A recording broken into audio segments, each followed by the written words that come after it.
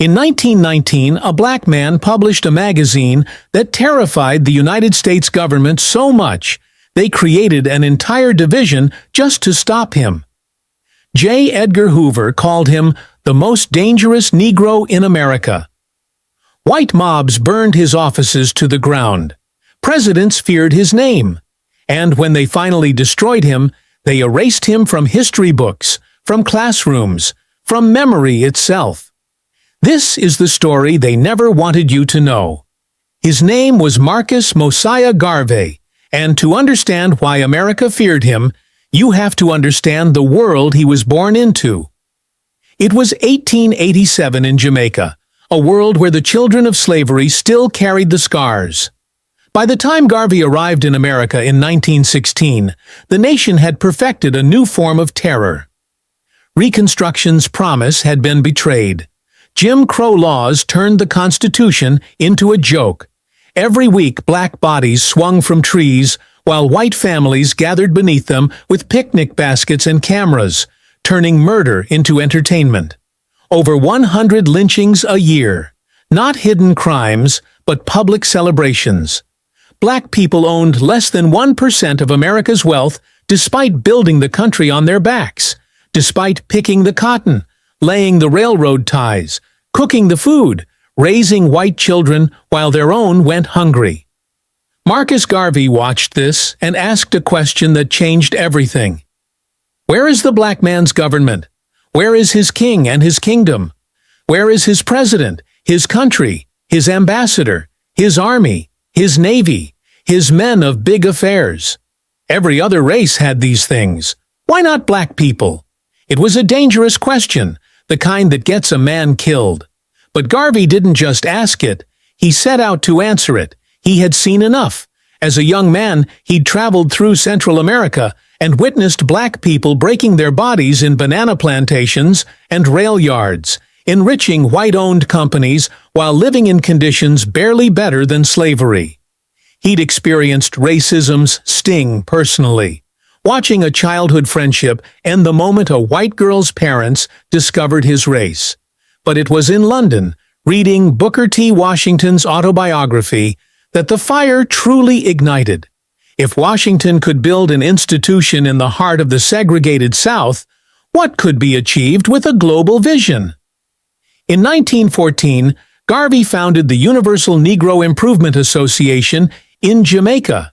2 years later, he arrived in Harlem with a message so radical, so uncompromising, that it would reshape black consciousness forever. He didn't ask white America for a seat at the table. He said black people should build their own table, their own house, their own nation. He preached economic independence, black pride, and a return to Africa, not as defeated refugees, but as kings and queens reclaiming their ancestral throne. The Negro World newspaper became his weapon. At its peak, it reached 200,000 readers across 40 countries. Colonial powers in Africa and the Caribbean banned it immediately. In some places, being caught with a copy meant prison time. That's how dangerous ideas are when they land in the minds of oppressed people. The paper didn't beg for integration. It declared independence.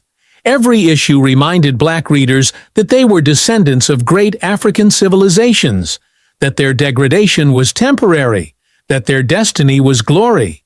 But Garvey didn't just talk, he built. The Black Star Line was his masterstroke, a shipping company owned by and for black people.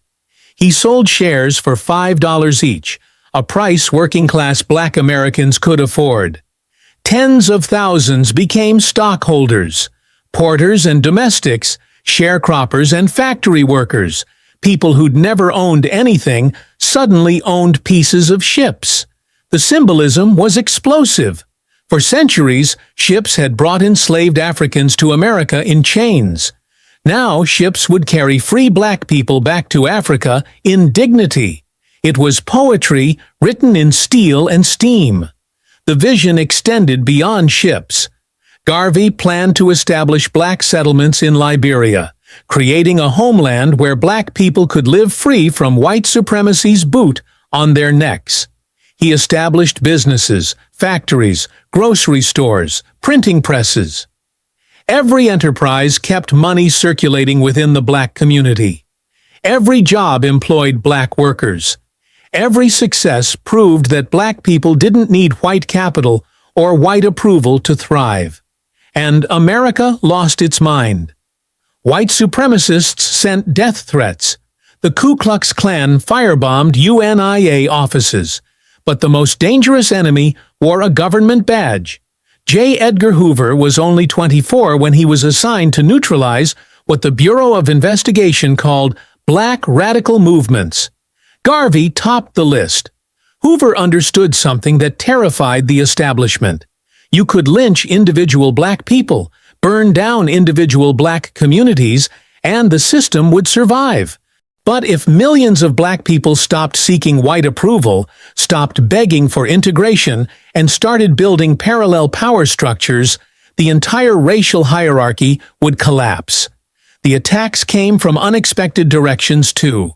W.E.B. Du Bois, the brilliant scholar and civil rights leader, called Garvey a lunatic and a traitor. Other black intellectuals joined the chorus, afraid that Garvey's separatist rhetoric would damage their careful work toward integration.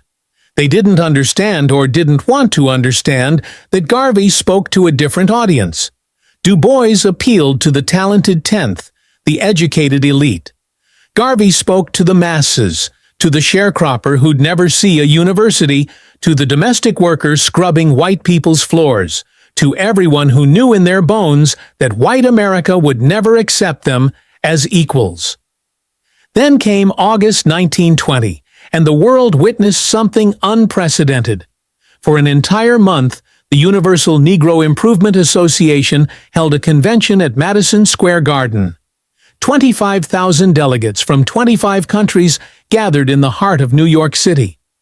50,000 people marched through Harlem in a parade so magnificent, so powerful, that even hostile newspapers couldn't ignore it. Garvey, wearing a plumed hat and military uniform, rode through streets lined with black people weeping with pride. He declared himself Provisional President of Africa. He established the African Legion, the Black Cross Nurses, parallel institutions that mirrored white society, but answered to no white authority. At its peak, the Universal Negro Improvement Association claimed 6 million members worldwide. 6 million! That made it larger than the NAACP and every other civil rights organization combined. For the first time since slavery, millions of black people across the globe believed the same thing simultaneously. We don't need white approval. We don't need white validation. We are enough. That belief was more dangerous than any weapon. But belief doesn't stop bullets. And it doesn't stop the machinery of oppression when it targets you with the full weight of government power. In 1922, federal agents arrested Marcus Garvey for mail fraud related to Black Star Line stock sales. The trial was theater. Garvey, ever the showman, defended himself and turned the courtroom into a stage. But the outcome was never in doubt. Prosecutors highlighted financial mismanagement, pointing to poorly maintained ships and failed business ventures. The charges had just enough truth to stick, even though the real crime wasn't fraud. The real crime was threatening the racial order, showing black people they could build without white permission. The conviction came down like a hammer. 5 years in federal prison. Evidence emerged later, decades later, revealing what many suspected. The FBI had infiltrated the UNIA agents, sabotaged the shipping line. Informants were paid to gather evidence and create chaos from within. One of Garvey's closest associates was working for the government the entire time. It was a blueprint, a test run for tactics the FBI would perfect and deploy against every major black leader and movement for the next 50 years. In 1927, President Calvin Coolidge commuted Garvey's sentence, but there was a condition: immediate deportation to Jamaica. They didn't want him in American prisons where he might become a martyr. They wanted him gone, silenced, forgotten. And for a while, it worked. Garvey continued organizing from Jamaica, then London, but he never regained his power. The movement fractured without him. When he died in London in 1940, broke and largely forgotten, it seemed like America had won. But here's what they didn't understand.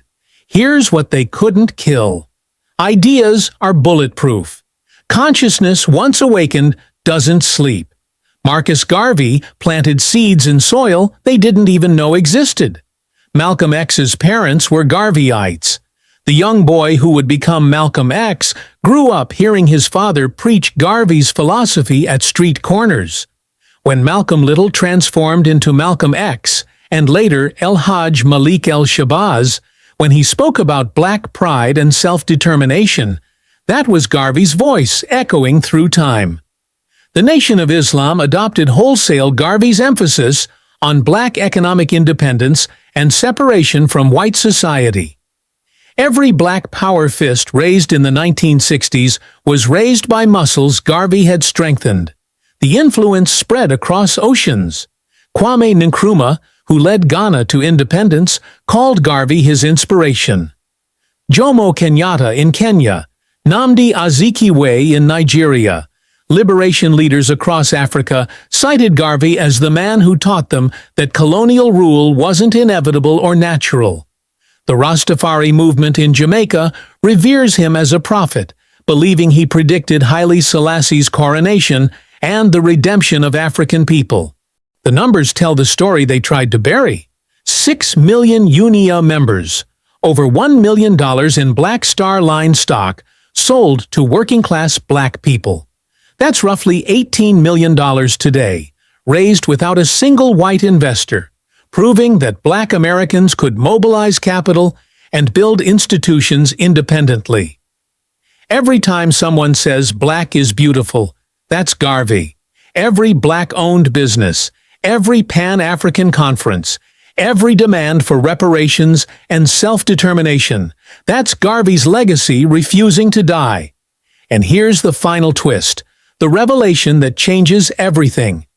J. Edgar Hoover's operation against Marcus Garvey became the blueprint for COINTELPRO, the FBI's counterintelligence program that would target Martin Luther King Jr., the Black Panthers, the American Indian movement, and every liberation movement for decades. Garvey's prosecution taught the government a crucial lesson. Don't make martyrs through violence. Use the law. Infiltrate. Sabotage. Prosecute. Deport. Destroy reputations. Erase them from history. Make people forget they ever existed. That's why you never learned about Marcus Garvey in school. That's why his name appears in history books as a footnote, if it appears at all. They buried him not just in death, but in memory, because remembering him means remembering that black people built the largest mass movement in their history, not by appealing to white conscience, but by rejecting white authority entirely. Marcus Garvey committed America's unforgivable sin. He looked at black people and said, "You are kings and queens, not beggars at the white man's table." For that, they destroyed him. They jailed him, deported him, and spent a century trying to erase his name from history. But the consciousness he awakened? That's immortal. It moves through generations like electricity through wire. Every time someone demands liberation instead of integration, every time someone builds instead of begs, every time someone says, "We don't need their approval. We don't need their validation. We are enough," that's Marcus Garvey speaking from beyond the grave. They buried the man, but the idea lives forever, and that's why they still fear his name.